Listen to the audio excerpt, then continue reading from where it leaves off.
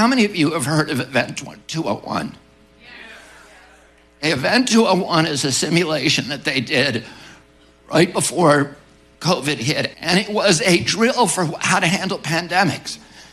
But it didn't do the things you would think they would do, like how do we fix the VAERS system to make sure that we get good data? What they talked about was how to turn America into a totalitarian state, how to impose censorship. In my book on Fauci, I've been able to find 22 of those simulations.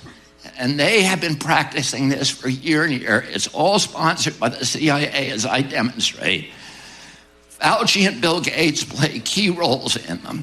Bill Gates called Fauci in 2000 to his home in Seattle, $147 million home, 40 acres on Lake Washington. He sat Fauci down in his library and he said, I want to propose to you a partnership. You and I work together to vaccinate the world. The story in my book tells exactly how they went through that. And the story of these simulations is critically important because it was the way that they prepared. They didn't just have a few people involved.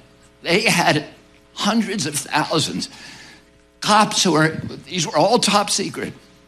Police officers in every community in this country, healthcare workers, first responders, were all drilled in this. How to censor, how to silence, how to impose tracking and tracing, how to do control.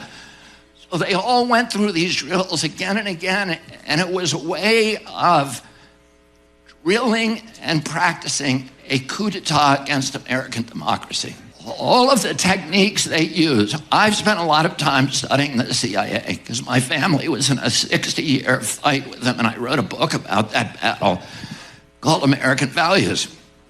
But I've read all of their manuals, and they have techniques for going into indigenous countries and causing chaos, shattering the societies, destroying the economy, creating social distance between people so that there's no unit cohesion.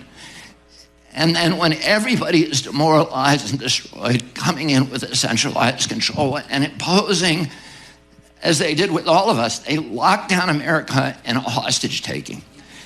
And they impose something that is part of their technique, which is called Stockholm Syndrome, where the captive becomes grateful to their captor and identifies with them and understands, comes to this belief that the only way that they can save their lives is through absolute obsequious obedience to their captors.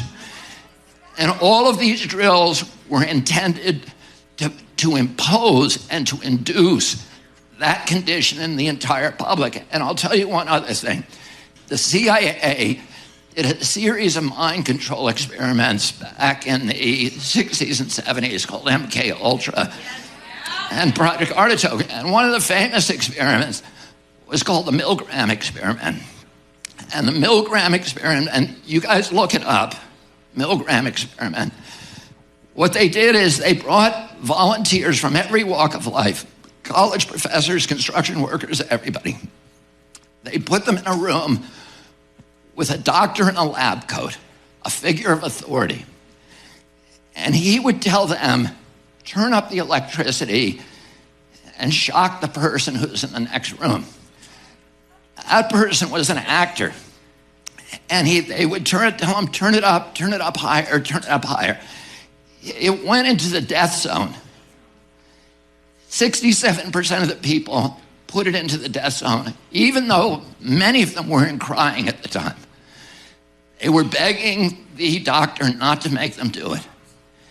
And what they found was that using authority, particularly doctors in white lab coats, 67% of the public will violate their own conscience and do what they're told. All of this was orchestrated. They put doctors in charge of America, speaking of authority, never showing us any science, but ordering us what to do. And as you read my book, you're going to see all of the direct CIA involvement, and I name the person, I name the officers.